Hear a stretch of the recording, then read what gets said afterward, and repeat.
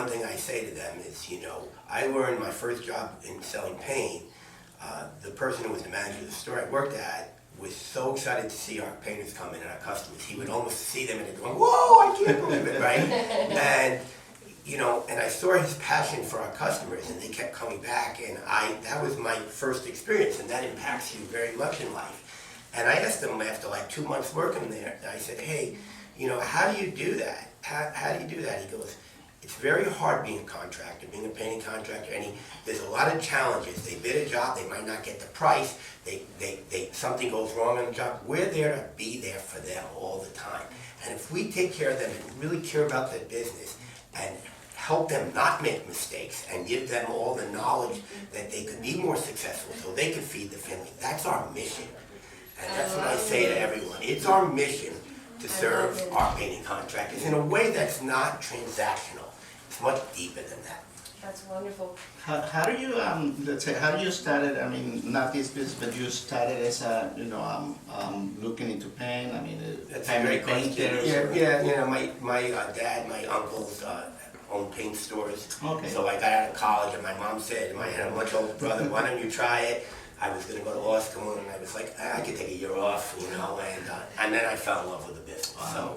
So, and it was all about that bond that you develop working as a team to service contractors. And the difference, and we like homeowners, we love homeowners, we sell a lot of window treatments, but the difference with the contractor, the people in the store see them every day, and they become really close to them. They understand about their lives, their different family issues and challenges, and that bond is so different than retail. We are there, we're unique in the paint business, and I think you guys are too, in that we are solving problems every day in the field, and we can't afford to miss, right? So I tell our people, you have a huge responsibility, but they get joy because they're winning every day, they're building that trust, they're building their relationships, they're solving problems, and that's a really joyful thing to do versus pure retail, you're just selling a dress, and that every day another person comes in. We have that same customers that we see all the time. It's really, Awesome. it's really special. And that's what got me to love the business. That's good, because sometimes I'm like, Brad, he might be because I bother him a lot. I'm like, Brad, what should I do for Business, I don't have any private equity. It's just me.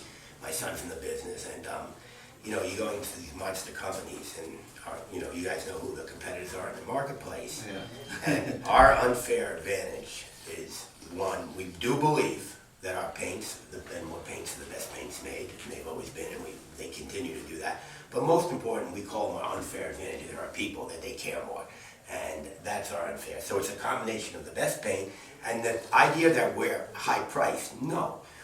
We have the best paint at every level. It's not that we're very competitive. Yes, we have very super premium paint for certain jobs that you need that for.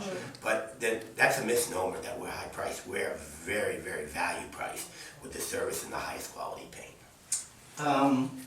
You say you started as a family business. I mean, how hard it's been, because it's not an easy, job to grow a company, right? But what's been let's say one of the main points to it? Well, this is an interesting, really very interesting question. So I started in a family business. After 15 years, I decided I wanted to do something different. In the paint business, I got recruited to start a big startup in Connecticut. I was in New York, New Jersey before, and I moved my family, and it was super successful. It was building a paint business in a lumberyard chain, and then I ended up running the whole chain. So that was a big family. They had 11 owners when I left to buy this so I was there 22 years. So I had my family and all the dynamics of that. Then I went to another family, and I ended up managing all the fourth generation. There were 5 of them that came in, and they were all young, and they wanted to take over right away, and it was challenging, but they're still my family. Like, I love them, I'm still close with them, and this was an opportunity. Now my son's in the business, and like I said, we have so many employees that are connected by family relationship. So, That's awesome. so it's not easy. My wife says that my son, who was a newspaperman, he was an editor for multiple papers down south, and he came in 2.5 years ago. Like, how you guys get along so good? You never fight. I go, because I love my son, and I don't. It's a business relationship, and then a family relationship. We respect each other.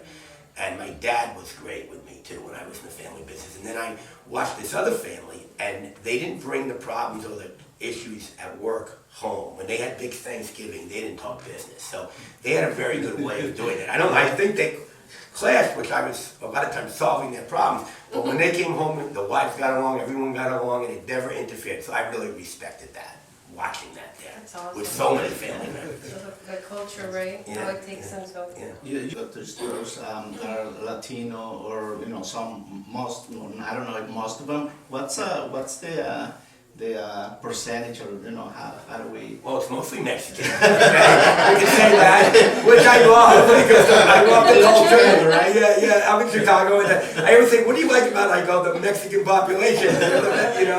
Because they mean so much to me, because so many of my family members, I call them family members in my company, and they bring their family members, and they're all super dynamic, and I'm so proud of the growth of so many of these people that never were in the paint business, and now they're managers of stores, of ours, so that's exciting. Have you seen, a growth in our community? Tremendous, but very entrepreneurial, right? Yeah. So it's not that they're just painters like the painters I sold 30, 40 years ago. They're business people, and they want to learn. They're searching for how to utilize social media, how to get the best employee training. And that's when we come in. We help them with marketing. We help them with how to build their team, how to recruit. So we get very involved in the business. And it's a phenomenal thing. It's a nationwide thing. I think we're very fortunate. We have such a good Mexican population in Chicagoland. But my friends who own chains around the country, the painters have become Latino. That's really, I would say, 50 to 60%. It's nationwide. And when I started in the business, it was Greek painters. They do diners now. It sounds crazy, but it's just changed, and I think it's great because the painting industry, with the painting contractors today, and people like you that really want to go to the next level, always trying to prove, that is so dynamic and so focused and so specific to the Mexican population around here, because they come here for a reason, and most of them have come for years. It's like, oh, they just came. No, there's people living here for years. And we always say, do you speak Spanish? We know you're, oh yeah, I still have a little, but my mom does it all the time. But, it's the entrepreneurial spirit. They want more for their children, so they work so hard. They're salt of the earth, and they're elevating the paint business. They're using technology. Where the painters that I grew up, or even the painters that are around, I don't have any work because these young dynamic people are taking their work because they're working, and it's not for less, because that's a misnomer. They're getting their price. They're just earning it and working harder. It's that simple. So that's really the trend. Do you guys provide any training or tools for the not just the community, for your painters and people? Yeah, we have, you guys, I don't think you've been to our corporate office yet, but we have a training facility there. Okay. And we do training for customers very often. We do training for our employees there. So we do a lot of training. We do brush outs, rollouts of the product. We do technical training. Today you'll meet Shane, who runs our spray division. Do a lot of training with the spray equipment. We do training with Festool, which is going to be here today. So we have all these great products. Why do we have Festool? Why do we have Graco? We spend a lot of money on inventory and training because those are tools for you guys to make more money, so you can be more efficient. So we really focus on those areas. Technology is coming into the technology I or wish AI? I wish it would come quicker because our biggest expense with so many stores is our employee cost, and the more employees we have in the stores, the margins aren't high in our industry because we're buying it from Ben Moore and then selling it, and it's just not. It's a very competitive industry, so we don't have a lot of room. So we have to have the best help. But if we could use efficiency and technology and AI to get the customer out with a few less bodies per store and never make a mistake, because everything's, the technology, we have mistints. We'll have less mistints. It won't come off our margin. We'll take better care of the customers. So yes, I'm looking forward, but how to take advantage of it, we're not at that point yet. We're just kind of feeling our way, I think everybody is in there, right, trying to adjust. But that's great, one of the things, people ask why there is no more, contractors doing painter or, doing construction or doing other stuff, do you think there is a lack of something? Like there's not more? Yeah. I don't think there's a shortage. I really don't. Short of houses probably, right? Yeah, I think that. I mean, I think a lot of people have figured out it's a good way to make a living. It's in many. You guys have your model that I kind of got a sense of this morning when I talked to you. But everybody builds their own model that's best for them, how to go to market, how to do business. But I think it's if you have an entrepreneurial spirit, you work hard, you can make a really good living in the paint bit, in what you guys do, in building, painting, remodeling, all of that. And I think you might think there's not enough people, but I think when it's booming, like during COVID, yeah, there's a shortage. But everyone's making a lot of money, so it's fine, Today, I think it's a little tighter. So I don't think so. I think today people are realizing going to 4 years of college and a graduate degree, it's so expensive. Use your hands more, learn a trade, and you can make more money, take care of your family, have more flexibility, and and so I think, I'm not worried about that. I think we're going back to even more. Okay? Do you think that, the new generations are more getting into the try? I mean, our sons, our daughters, because we're in, let's say, in the fourth level, right? 40s and 50s, but there is people who start in the 20s. Is this generation coming into the trade business? Have you seen it? Yes, except it's mostly Latino community. We find Eastern Europeans are not coming in as much as they used to, and I don't understand that dynamic, but it seems to be the kids are not going into the paint business, like their dads are construction. So I see a slippage there, and we have a lot of stores in those areas that cater to that Eastern European customer. They're a great customer base of ours, but that doesn't seem to be going to the next generation, I don't feel as much. But the Latino community is coming back. Yeah, it's the way you look at it. A lot of these young guys, you can see they're so smart, and like, I'm going to try it, but I'm still going to school. Like, I think some of them are on the fence if they're going to do it. Yeah, and the other thing is probably, some of their parents that they're already painting, they'll bring it into their jobs and, they're learning something. Yeah. And they probably will take the next step. Yeah, and a lot of them, we have a lot of multi-generation painting companies where the kids are starting to take over.